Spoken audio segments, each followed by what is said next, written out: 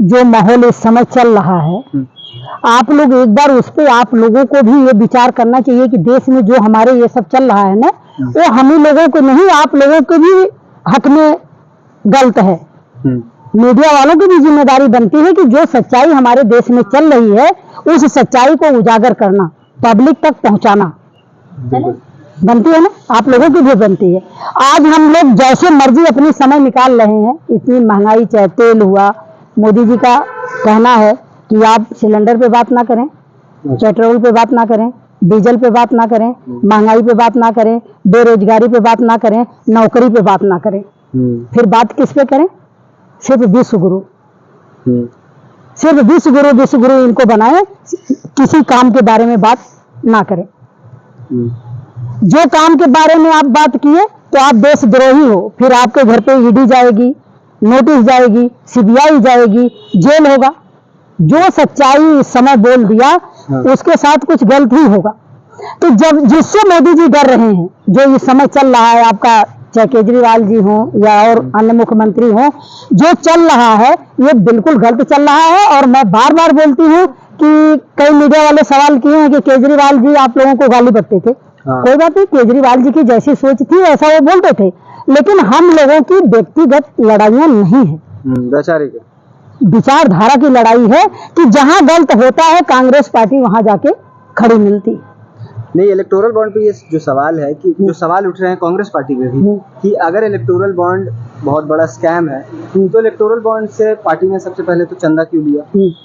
आखिर कांग्रेस पार्टी को भी इससे चंदा मिला। और दूसरी चीज ये कि किससे किससे चंदा मिला है, ये चीजें लिस्ट जारी क्यों नहीं कर रही कांग्रेस पार्टी भी? अच्छा आप बताइए, 55 करोड़ रुपए लेकर किसी को जमानत देना और दिल्ली के मुख्यमंत्री को रात को घर के अंदर से उठा के जेल डालना, इसका रिपोर्ट देंगे नरेंद्र मोदी? 200 करोड़ आपका उज्जैन मंदिर से सोना गायब हुआ, इसका रिपोर्ट देना प्रधानमंत्री? जितने मंदिर हैं, मंदिर से आरएसएस वालों के पास सारा पैसे मंदिर का, अगर जनता पैसे चढ़ाती है तो एक भावना से चढ़ाती है, भगवान के प्रति प्यार होता है तो चढ़ाती है, सारा पैसे भाजपा में जाता है, उसका हिसाब देना प्रधानमंत्री। जो आपकी सरकारी संपत्तियां बेच डाले उसका हिसाब दें प्रधानमंत्री। आपका रेलवे बेच डाले, एयरपोर्ट बेच डाले, LIC बेच डाले, प्रधानमंत्री से देश हिसाब मांग रहा है, दो ना। मतलब ये हमारे गांव में कहावत कहते हैं कि जिसकी लाठी उसी की भैंस, तो प्रधानमंत्री जी का इस समय लाठ भी है, भैंस भी है। तो प्रधानमंत्री खुद चोरी करें और कांग्रेस से नेहरू जी से हिसाब करें। मतलब जिसकी सरकार वही दूसरे से हिसाब कर रहे हैं कि आप अपने चंदा के बारे में हमें बताइए, तो प्रधानमंत्री जी से हम लोग सवाल कर रहे हैं कि आप बताइए, इस समय पार्टी सरकार से बाहर है, आप सवाल जवाब आपसे किया जाएगा, ना कि बाहर वाले आदमी से किया जाएगा। आज आप इस देश के मालिक हो, इस देश के प्रधानमंत्री हो, सवाल आपका हक बनता है सवाल का जवाब देने का। चंदा जितना लूट रहे हो, जितना सरकारी संपत्तियां बेच रहे हो, उसका जवाब देने का हक आपका है, ना कि जो सत्ता में नहीं है उसका है। आप लोग बताइए ना, सत्ता वालों का जवाब बनता है या जो बाहर बैठे हैं उनका जवाब बनता है? प्रधानमंत्री नेहरू जी ने ऐसा किया, इंदिरा गांधी ने ऐसा किया, राजीव गांधी ने ऐसा किया। अरे प्रधानमंत्री किसी दिन अपने बाप दादा को भी तारीफ कर दो कि मेरे दादा ने क्या किया, मेरे परदादा ने क्या किया, मेरे आजा पुरखा ने क्या किया। आपके पास कुछ नहीं है बताने का, कुछ भी नहीं है बताने का, क्योंकि इनके खानदान में कोई कुत्ता भी नहीं मरा होगा देश के लिए। तो इनको बस वही नेहरू जी, इंदिरा गांधी, राजीव गांधी, राहुल गांधी, इनके सपने में राहुल गांधी आते हैं। अच्छा। भाजपा के जितने लोग हैं उनके सपने में राहुल गांधी आते हैं, वो सामने तो इनकी हिम्मत नहीं है करने की। राहुल जी हमेशा बोलते हैं प्रधानमंत्री एक बार सामने तो बैठ जाओ, ज्यादा बुद्धिमान बनते हो, ज्यादा लच्छेदार भाषण देते हो, सामने बैठ के। ईरानी भी तो ऐसे ही ललकारती है राहुल गांधी को कि एक बार मेरे सामने वो भी बैठ जाए, बहस हो जाएगी। उस नचनिया को बोलो कि ललकारती है, एक बार उसकी औकात है हम लोगों के सामने आके सवाल जवाब करे। और एक महिला के लिए आप ऐसी भाषा का प्रयोग कर रही है, देखिए नचनिया जैसे। हाँ ठीक है, मेरी बात सुनिए। हमारे देश की महिला वो है जो फौजी की बीवियों को नंगा घुमाया गया। हमारी देश की, हम उनको महिलाएं अपनी देश की उनको समझते हैं जो किसान की बहन बेटियों के ऊपर उंगली उठाई जा रही है कि 500 में आती हैं।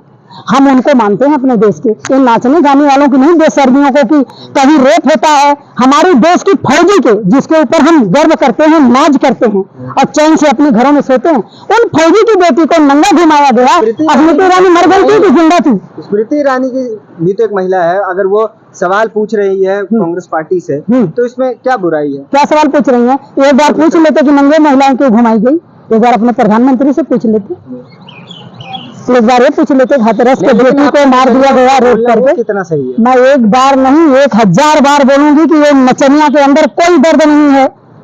इनके नाचने गाने की, ड्रामा करने की, हकीकत की जिंदगी में जितनी नौटंकी किए हैं वही वो राजनीति में नौटंकी कर रहे हैं, उनको कोई दर्द नहीं है। अगर उसको दर्द होती, वो हमारे देश की महिला है, हमारे देश की बेटी है और हमारे देश के मंत्री हैं, महिला विकास मंत्री हैं, तो एक बार वो जरा सा अगर उनका जमीर जिंदा होता ना तो एक बार बोल देते कि जो बहन बेटी नंगे घुमाई जा रही है बिल्कुल गलत है। हाथरस की बेटी को 3 बजे जलाया गया, बिल्कुल गलत है। पहलवान बेटियों को घसीटा गया, उनके सीने पे पुलिस वालों से पैर रखवाया गया, बिल्कुल गलत है। हमारी बेटी बहन को आए दिन रेप हो रहा है, मर्डर हो रहा है, बिल्कुल गलत है। बोलने में महिला विकास मंत्री है, शर्म आ रही है बोलने में, सच्चाई बोलने में गूंगी हो जाती है, बहरी हो जाती है। जब कांग्रेस का जमाना था तो मनमोहन जी को चूड़ियां दिखाते थे, आज ये बेशर्मी कहाँ डूबी पड़ी है? आप लोग तो चूड़ियां नहीं दे रही हैं फिर? देखिए, मैंने पहले अभी भी बोल रही हूँ कि स्मृति ईरानी एक नाचने गाने वाली, नौटंकी करने वाली महिला है कि जो उनके हकीकत की जिंदगी में ड्रामा चलता था। मैं तुलसी तेरे आंगन की, ना जाने कितने कितने इन्होंने ड्रामा किया था, ना जाने कितने इन्होंने नाटक धारावाहिक बनाया था। तो इनको नाटक बनाते बनाते, नौटंकी करते करते इनके पर्सनल जिंदगी में वही सब उतर गया। ये तो हो गई स्मृति ईरानी और महिलाओं की बात। लेकिन अब चुनाव पे आते हैं कि चुनाव में राहुल गांधी कह रहे थे एक रेलवे टिकट खरीदने तक के पैसे नहीं है, कैसे चुनाव लड़ रहे फिर आप? अब देखिए, मैंने बोला कि आप लोगों का भी कर्तव्य है पब्लिक को सच्चाई दिखाने का। राहुल गांधी के पास पैसे कहाँ से होंगे? 200 करोड़ रुपए चंदा था, मोदी जी ने उसको जब्त कर दिए। कहाँ से चुनाव लड़ा जाए? जिस लीडर के पास थोड़ा बहुत पैसे हैं कि हम चुनाव लड़ेंगे, उनके घर पे नोटिस, उनके घर पे ईडी, उनके घर पे सीबीआई, उनको जेल। जो लोग मानने को तैयार हैं कि ठीक है मोदी जी आप आता है, जैसा बोले हम करेंगे, मोदी जी उनको बुला ले रहे हैं कि आ जाओ हमारे में। मोदी जी को प्रधानमंत्री हो, गृह मंत्री हो, एक बार आप लोगों को शर्म आनी चाहिए कि 20-20, 30-30 साल पुराने भाजपा के वर्कर पड़े हैं, महिलाएं मेहनती पड़ी हैं, उनको टिकट दो ना कि कांग्रेस के भगोड़े को दो और सीना ठोको 400 पर कांग्रेस कैंडिडेट, कांग्रेस के उधार। ये प्रधानमंत्री को शर्म आनी चाहिए। ठोक रहे हो तुम सीना 400 पर कैंडिडेट कांग्रेस के उधार और बात कर रहे हो कि हम 400 पार 400 पार करेंगे, तो अपने कैंडिडेटों को दो ना। तुम्हारे में भाजपा में कोई नहीं है क्या? भाजपा में एक से एक महिला है, एक से एक बेचारे काम करने वाले हैं। जितने दिग्गज लीडर थे, जितने ईमानदारी से देश को चलाने वाले लीडर थे, मोदी जी धीरे धीरे धीरे साइड कर दिए, सारे बेईमानों को भर लिए। जितना बोलते थे ये भ्रष्टाचारी, उन्हीं भ्रष्टाचारियों को टिकट क्यों दे रहे हो भाई? वो कहते हैं गई भैंस पानी में। तो जिस दिन ये जितने भगौड़े गए हैं भाजपा में और जिस दिन भाजपा छोड़ के वापस आए ना, उस दिन ऐसी भैंस पानी में जाएगी कि मोदी जी को समझ में नहीं आएगा कि दिन हो रहा है या रात हो रही है। चलिए।